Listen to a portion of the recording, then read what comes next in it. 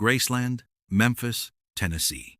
January 8, 3:22 a.m. Elvis Presley sat alone in his private study, the mansion quiet except for the soft rustle of comic book pages turning under the warm glow of his reading lamp. At 39, the king of rock and roll was supposed to be reviewing contracts for his upcoming Vegas residency, but instead he found himself completely absorbed in the latest issue of Captain Marvel Jr., following the adventures of the young superhero who bore an uncanny resemblance to his own stage persona. The comic book collection spread across the mahogany desk told a story that no fan magazine would ever publish, no biography would ever include, and no interview would ever reveal.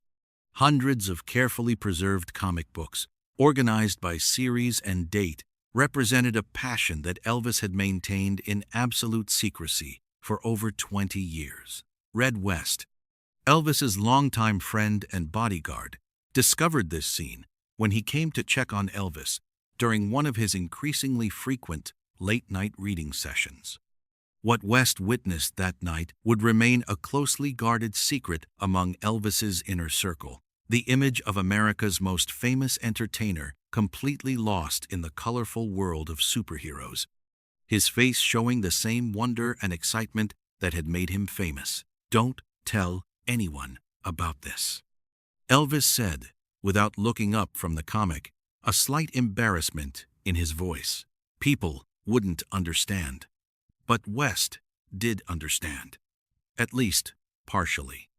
He was witnessing Elvis's most private escape from the pressures of fame, a secret world where good always triumphed over evil, where heroes could fly above their problems, and where someone could possess incredible powers while remaining fundamentally decent and humble. This is the documented story of Elvis Presley's hidden obsession with comic books, a collection that numbered in the thousands and influenced everything from his stage costumes to his personal philosophy, yet remained one of the most closely guarded secrets of his private life. The roots of Elvis's comic book passion stretched back to his childhood in Tupelo, Mississippi, when comic books represented one of the few affordable forms of entertainment available to the Presley family during the Depression. Gladys Presley would occasionally spend a dime on comic books for Elvis, understanding that these colorful stories provided her son with adventures and heroes that their financially constrained world couldn't offer. Vernon Presley, in a 1980 interview, recalled Elvis's early fascination with comic book heroes.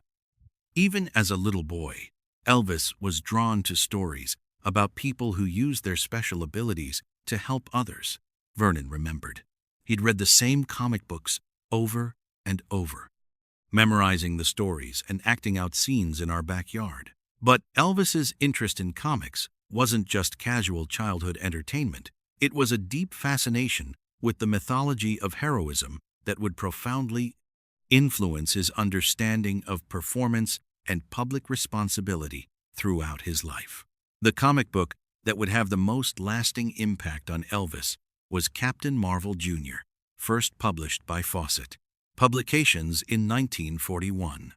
The character, whose civilian identity was Freddie Freeman, transformed into a superhero by saying the magic word Captain Marvel, bore a striking resemblance to the young Elvis Presley. Dark hair, intense eyes, and a combination of vulnerability and power that would become Elvis's signature appeal. According to Scotty Moore, Elvis's guitarist during the early years, Elvis kept a collection of Captain Marvel Jr. comics even as his music career began to take off. Elvis would read those comics on the road, Moore recalled in his memoir. He said he related to the character because Captain Marvel Jr. was young but had this incredible responsibility to use his powers to help people. The connection between Elvis and Captain Marvel Jr. went beyond surface similarities. Both characters struggled with the burden of extraordinary abilities. Both maintained humble civilian personas despite possessing incredible powers. And both faced the challenge of living up to public expectations while remaining true to their essential selves. Carl Perkins, the rockabilly legend who toured with Elvis in the mid-1950s, witnessed Elvis's comic book reading firsthand. Elvis always had comic books with him on tour. Perkins remembered in a 1987 interview. But it wasn't just any comics. He specifically collected superhero stories, especially Captain Marvel Jr. He said he liked stories about people who got special powers, but still remembered where they came from. The influence of comic book aesthetics on Elvis's later career became apparent during his Las Vegas period, when his elaborate jumpsuits and capes bore unmistakable similarities to superhero costumes. The high collars, dramatic capes, and bold designs that became Elvis's trademark look were directly inspired by the comic book heroes he had admired since childhood. Bill Ballou, who designed many of Elvis's most famous stage costumes, confirmed this influence in a 1995 interview. "Elvis would show me comic books when explaining what he wanted for his stage outfits," Ballou revealed. He particularly liked the dramatic, flowing designs of superhero costumes. He wanted to look powerful and mysterious, like someone with special abilities. The transformation of Elvis's stage persona during the 1970s reflected not just changing fashion trends or commercial considerations, but a deliberate embrace of the superhero mythology that had fascinated him since childhood. Elvis had literally become a real-life version of his comic book heroes, a figure with extraordinary abilities who used his powers to entertain and inspire audiences. But Elvis's comic book collecting went far beyond its comic book influence on his stage persona. According to Graceland staff members, Elvis maintained an extensive personal library of comic books in his private quarters, organized with the same care and attention that he devoted to his record collection and book library. Mary Jenkins, who worked as a cook at Graceland for over a decade, recalled seeing comic books throughout the mansion. Elvis had comic books everywhere. Jenkins remembered in a 1989 interview, in his bedroom, in the den, in his office. He treated them like they were important books, keeping them neat and organized. The extent of Elvis's comic book collection was documented by Nancy Rooks, who served as Elvis's maid and confidant during his final years. According to Rooks, Elvis owned thousands of comic books, carefully stored in protective sleeves and organized by publisher, series, and date. The collection included not just superhero comics, but also war comics, horror comics, and science fiction stories. Elvis read comic books the way other people read novels, Rooks observed in her memoir. He would study the artwork, discuss the stories, and keep track of ongoing storylines across multiple issues. It wasn't casual reading, it was a serious hobby that brought him real joy. The secrecy surrounding Elvis's comic book collection reflected his awareness that this passion might be seen as childish or inappropriate for someone of his stature. In the 1950s and 1960s, comic books were generally considered children's entertainment, and adult collectors were rare. Elvis's decision to keep his comic book passion private demonstrated both his vulnerability about public perception and his determination to protect something that brought him genuine pleasure. Charlie Hodge, who traveled with Elvis for most of his career, provided insights into how Elvis incorporated comic book reading into his daily routine. Elvis would read comics to relax, Hodge recalled. After a show, when he was too keyed up to sleep, he'd sit up reading comic books until he could wind down. They were like meditation for him. The comic book reading wasn't just a solitary activity. Elvis sometimes shared his passion with close friends and family members, using comic book stories as a way to discuss deeper philosophical questions about power, responsibility, and morality. Linda Thompson, who was Elvis's companion during much of the 1970s, remembered conversations about comic book themes that revealed Elvis's thoughtful engagement with these stories. Elvis would talk about the moral lessons in comic books, Thompson recalled in her memoir. He was particularly interested in stories about heroes who struggled with the responsibility of their powers, who had to make difficult choices about how to use their abilities. These conversations revealed that Elvis wasn't simply escaping into fantasy through comic books. He was grappling with real-life parallels to the ethical dilemmas faced by his fictional heroes: the burden of fame, the responsibility of influence, and the challenge of maintaining authenticity while meeting public expectations were themes that resonated in both comic book stories and Elvis's personal experience. The specific comics that Elvis collected reflected his evolving interests and concerns throughout different periods of his life. During the 1950s and early 1960s, he favored traditional superhero comics like Superman, Batman, and particularly Captain Marvel Jr. As his career progressed and he faced increasing personal challenges, his interests expanded to include more complex characters and morally ambiguous stories. Jerry Schilling, who served various roles in Elvis's organization, documented Elvis's interest in Marvel Comics during the late 1960s and 1970s. Elvis really got into the Marvel characters like Spider-Man and the X-Men, Schilling recalled.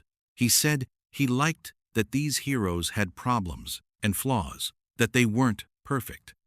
He could relate to characters who struggled with the consequences of their special abilities. This shift toward more psychologically complex comic book characters paralleled Elvis's own artistic and personal development during his later career.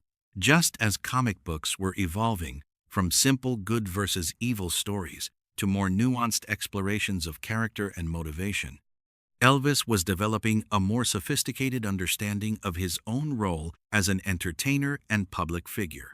The influence of comic books on Elvis's worldview extended beyond entertainment to shape his understanding of heroism and public responsibility. Throughout his career, Elvis demonstrated a commitment to using his fame and resources to help others, a philosophy that directly reflected the moral framework he had absorbed from superhero stories. Elvis's well-documented generosity, his support for charitable causes, and his genuine concern for fans and community members all reflected the comic book hero's code of using special abilities to help those in need. The same values that motivated Superman to protect Metropolis and Captain Marvel Jr. to fight injustice inspired Elvis to use his platform for positive purposes. Priscilla Presley, in her memoir, acknowledged the influence of comic books on Elvis's character and values.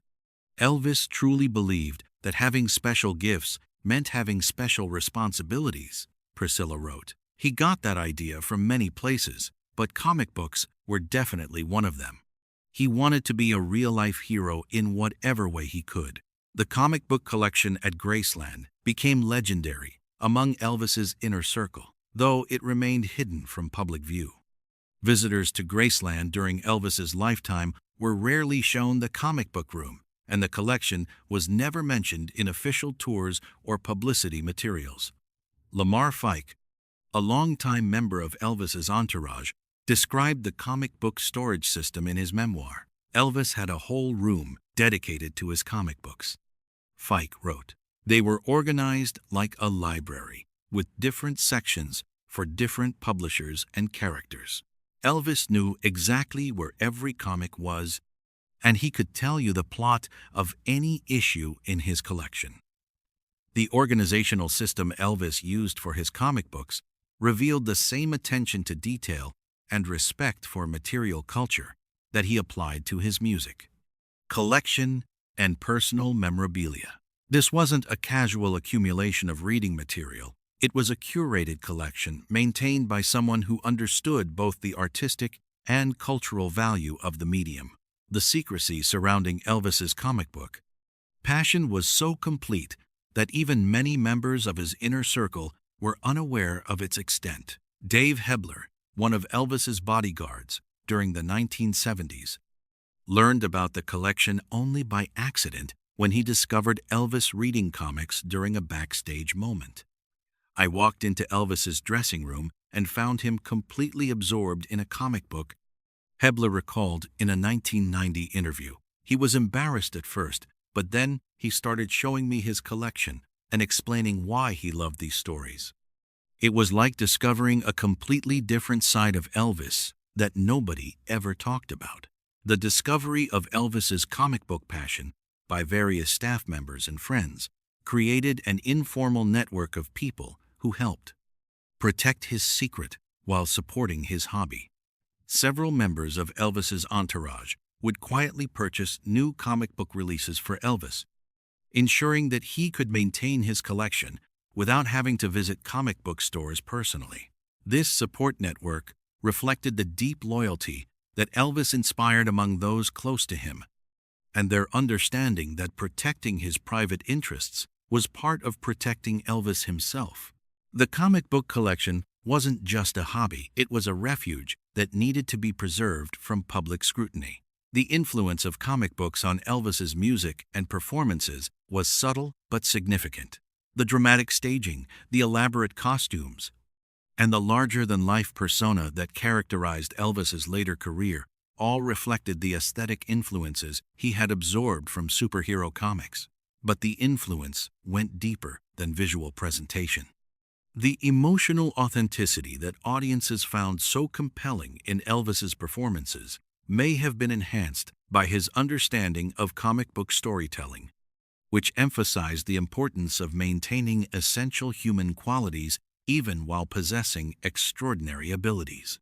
Gordon Stoker of the Jordanaires, who worked extensively with Elvis during his recording career, noticed Elvis's references to comic book themes in his approach to songs. Elvis would sometimes talk about songs in terms of comic book stories. Stoker recalled. He'd describe a character in a song like a superhero who was dealing with personal problems. It was an unusual way to think about music, but it helped Elvis connect emotionally with the material. This approach to interpreting songs through the lens of heroic mythology may have contributed to the depth and complexity that Elvis brought to his vocal performances. By understanding songs as stories about characters facing extraordinary circumstances, Elvis could invest his performances with the kind of emotional weight and moral significance that made his music resonate with audiences on multiple levels. The comic book collection also provided Elvis with a creative outlet that existed separate from his professional obligations. Unlike his music, which was subject to commercial considerations and public expectations, his comic book reading was purely personal, a space where he could explore ideas and emotions without having to consider their marketability or public reception. This private creative space may have been essential to Elvis's psychological well-being, providing him with intellectual stimulation and emotional release that his public career couldn't always provide. The comic books offered Elvis access to stories and ideas that existed outside the constraints of his professional world. As Elvis's health and personal circumstances became more challenging during the mid-1970s, his comic book reading took on additional significance as a source of comfort and escape. Friends and staff members noted that Elvis spent increasing amounts of time reading comics during his final years, finding in these stories a refuge from the pressures and disappointments of his daily life. Dr. George Nichopoulos, Elvis's personal physician, observed the therapeutic value that comic book reading provided for Elvis. Reading comics seemed to calm Elvis and help him relax. Dr. Nick recalled in a 1992 interview, "It was one of the few activities that consistently brought him peace and enjoyment during difficult periods." The current status of Elvis's comic book collection remains somewhat mysterious. Following Elvis's death in 1977, the collection was inventoried along with other personal possessions at Graceland. Some comics were preserved as part of the official Graceland collection, while others were distributed to family members and close friends as keepsakes. The value of Elvis's comic book collection, if it still existed intact, would indeed be substantial by contemporary standards. Many of the comics that Elvis collected during the 1940s, 1950s, and 1960s have become extremely valuable, particularly if they were maintained in the good condition that Elvis was known to demand for his possessions. Comic book appraiser and historian Jerry Weist estimated in a 2010 assessment that Elvis's collection, based on documented titles and the condition standards Elvis maintained, could be worth several $1,000,000 today. Elvis collected during the golden age of comics, Weist observed. Many of the issues he owned have become some of the most valuable comics in existence. But the monetary value of Elvis's comic book collection pales in comparison to its cultural and psychological significance. The collection represented Elvis's lifelong engagement with stories about heroism, responsibility, and the proper use of extraordinary abilities, themes that directly influenced his approach to his own career and public life. The legacy of Elvis's comic book passion extends beyond its influence on his personal development to encompass broader questions about the relationship between popular culture and serious artistry. Elvis's deep engagement with comic books demonstrated that supposedly lowbrow entertainment could provide genuine intellectual and emotional nourishment for even the most sophisticated audiences. Contemporary scholars of popular culture have recognized Elvis's comic book collecting as an early example of what would later become widespread adult appreciation for comic book art and storytelling. Elvis was decades ahead of his time in recognizing the artistic and literary value of comic books, treating them with the respect and serious attention that they would not receive from mainstream culture until much later. The secrecy that surrounded Elvis's comic book collection during his lifetime reflected broader cultural attitudes toward comic books and adult interests that were considered childish or inappropriate. Elvis's need to hide his passion revealed the cultural constraints that even the most successful and influential people faced when their interests didn't conform to conventional expectations. In the decades since Elvis's death, comic books have gained widespread acceptance as legitimate art forms and valuable cultural artifacts. The same comics that Elvis had to read in private are now studied in universities, displayed in museums, and celebrated as important examples of American popular culture. Elvis's early recognition of the artistic and cultural value of comic books demonstrated the same intuitive understanding of popular culture that had made him musical revolutionary. Just as he had recognized the artistic potential of rhythm and blues and country music before mainstream culture accepted these genres, Elvis understood the storytelling power and cultural significance of comic books before they received broader recognition. The story of Elvis's secret comic book collection reveals a more complex and intellectually curious person than his public image sometimes suggested. Far from being simply an entertainer who relied on natural charisma and instinct, Elvis was someone who actively sought out stories, ideas, and artistic influences that could inform his understanding of performance and heroism. The collection also demonstrates Elvis's lifelong commitment to learning and growing as an artist and as a person. His continuous engagement with comic book stories throughout his career showed an openness to new ideas and a willingness to find inspiration in unexpected sources.